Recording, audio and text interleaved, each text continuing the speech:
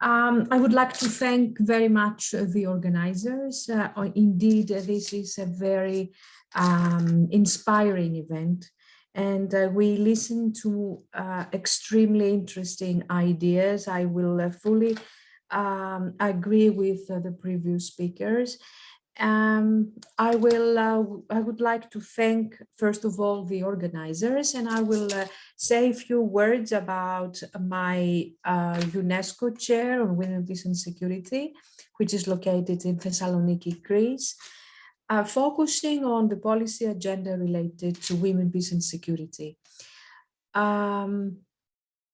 Give me 2 seconds to share my presentation. I think by now you may be able to see the entire presentation. Yes, ma'am. Okay. It is a fairly new chair that was created, that was established in 2018. The UNESCO Chair on Women, Peace and Security is related to the 4 pillars that the 1325 Security Council resolution advocated in 2000, advocating for the protection as well as participation of women in the entire circle of crisis management. This is related to a great extent to the role of women in peace and security, which means to post-conflict environments, issues related to violence against women during conflict. And it seems to me that nowadays it has become very important to look at the way in which women are participating or are protecting or have equal access to resources as regards to building resilient societies, and the COVID-19 has unveiled this this dimension. And what is important, and this is why the title continues with building capacity and resilience through education and research, we have in our team, we are of the opinion that without education and related research to find gaps and opportunities, perhaps we cannot really build resilient societies. And COVID-19 is, of course, an horizontal issue nowadays, threatening societies. On the other hand, gender equality is another horizontal issue which deserves horizontal responses. And this is something that I will come at the end of my brief presentation. I will present the objectives and the works of the UNESCO chair. And of course, without any hesitation, I'm open to suggestions for further collaboration, agreeing very much so with the previous speaker that we need to exchange experiences and skills as well as knowledge. The UNESCO chair was established, as I said, in 2018 in the University of Macedonia in Thessaloniki.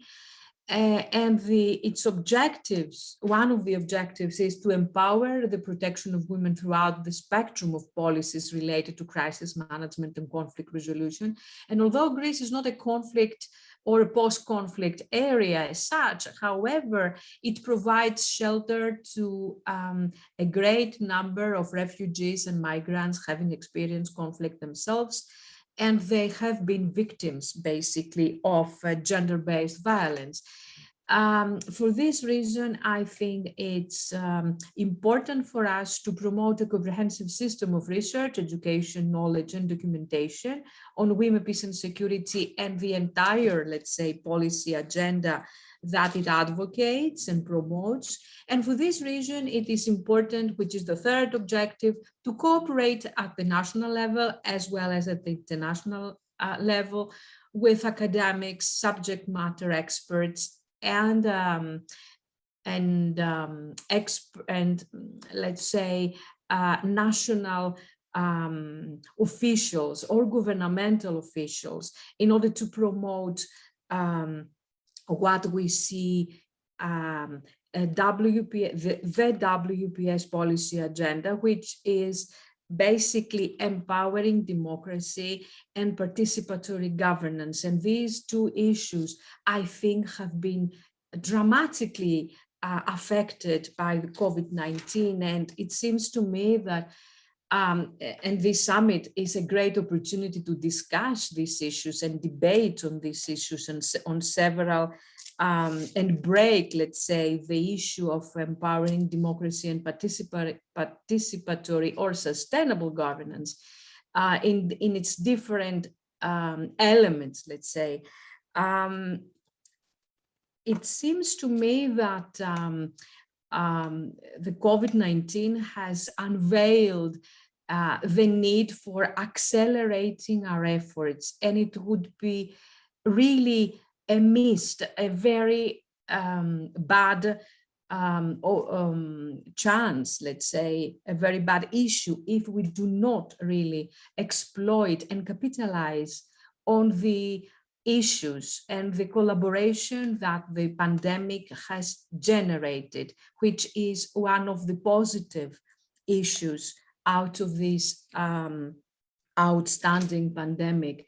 Another, or let's say additional objectives is to establish an interdisciplinary hub for collaborative research, which it seems to me it is particularly important in an international system that changes dramatically these days. And the previous speakers very well unveiled the issue of using high technology. And I think that the following speakers will further elaborate on this issue. It is important, therefore, and it is one of the objectives of our chair to foster networking. And this is the reason that with pleasure I participate in not only in the global network of gender chairs, UNESCO chairs on gender equality, but also in this network, and I will be happy and I will continue to collaborate and to participate in internationally global networkings, because it is important also to establish and create a network of financial supporters to promote our programs, to promote our visions. And this is something perhaps we can discuss tomorrow or later on today, but I think tomorrow, because it is important to have a budget behind our research works and programs, as well as to our collaborative activities. And it is important, of course, to have the UNESCO umbrella and also to establish the conditions for the generation of an international MA, which is, at least for our chair, one of the serious objectives, which nowadays can exploit what it has already been said about the transformation from e-learning to mobile learning. And this is something that we are thinking seriously in establishing the MA program in promoting the WPS agenda. And although the chair is new, we have tried to before COVID-19, I'm afraid, we have tried to invite gender experts and representatives for major international organizations, because we are of the opinion that it is very important to have an institutional perspective at the global level to promote the agenda and keep the agenda of promoting gender equality and different angles alive through the works and policies of international organizations, and at the same time work at the grassroots. For this reason, this chair has promoted several teaching programs and courses programs and training programs in order to make the agenda visible and make the need and the requirement for gender equality visible to experts, to military officers, to the entire security sector, I would say, because one aspect of this agenda is to bring these ideas and behavior, let's say, and mentality and sentiments of gender equality to those officers, to those governmental personnel involved in providing security and protection, in order to help better or to provide better services to women facing insecurities. And this is a number of different kind of conferences, and our objective also is to bring very prestigious and diplomatic and people from the international diplomacy in order to make their case, to make the case for WPS visible and more accessible to students. I'm afraid that in the last 2 years, the activities have, or public activities have diminished, but I think that this incoming academic year, we will be better prepared to organize in-person events. Therefore, as regards the sensitization activities, we focus on conferences, we organize seminars and teaching at the I do not have time and space, in fact, to describe every single one of it, but it seems to me that it's important to mention my participation as an instructor to the European Security and Defense College of the European Union, as well as the Multilateral Training Center for Peace Support Operations, which is under the aegis of a number of organizations here in Greece, the Hellenic Ministry of Defense, which is under the aegis of the United Nations, OSCE, NATO, and the EU. And I'm teaching the military officers as well as the security sector in general on the policy agenda of WPS and gender equality. As regards the advocacy, we are happy now to have finished our first Hellenic National Action Plan on WPS. And it seems to me that in autumn, in early autumn, the Prime Minister will present publicly our plan, which I was, in one way or another, I was involved. And then we have the notebooks, textbooks, and edited volumes in progress. And one of the latest events that was taking place a few months ago, basically last month, it was a collaboration with the European International Studies Association and the workshops.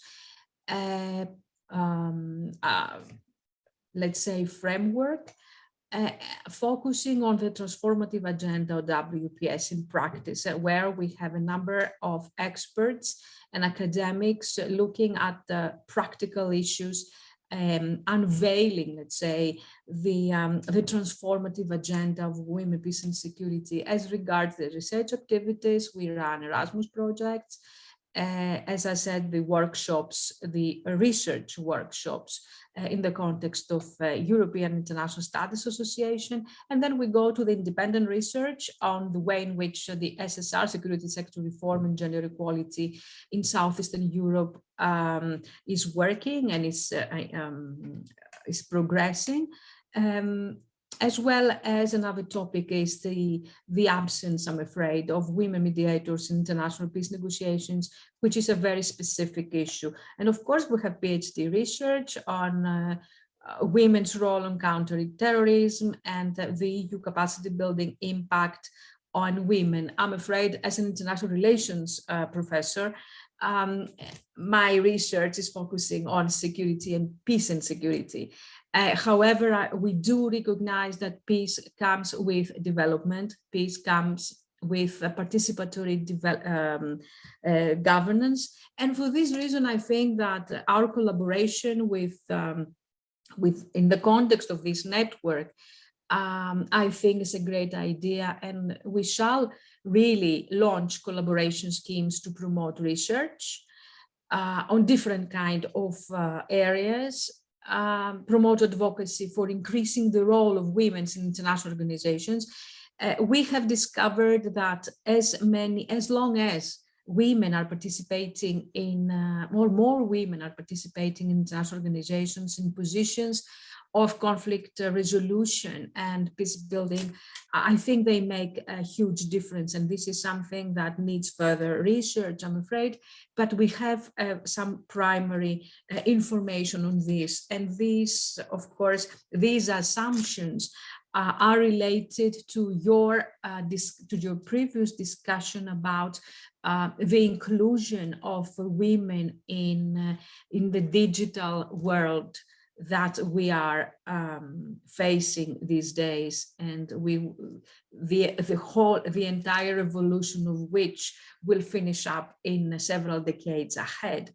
And what a final issue that seems to me is important and has not been raised before is to make the gender network visible. It is important these days. We are prepared because COVID-19 has made us think wider, with more and in more inclusive fashion. And for this reason, as an upheaval in international relations, an upheaval in the world, let's say, I think we have become more open to new ideas. And for this reason, I think that making this network, as well as the UNESCO Global Network on Gender Equality, more visible to our societies is a very challenging issue these days. With this, I would like to finish up my presentation. And again, I have to highlight the importance of nowadays of promoting and building inclusive governance for women and men, involving men also in the entire, as you already some of the speakers basically have already highlighted, and treasuring the principle of equality for women and men, boys and girls. And if we do that, I think, and if we accelerate our efforts in the post-COVID environment, I think that we will make a good transformation in the coming decade. Thank you very much for your patience.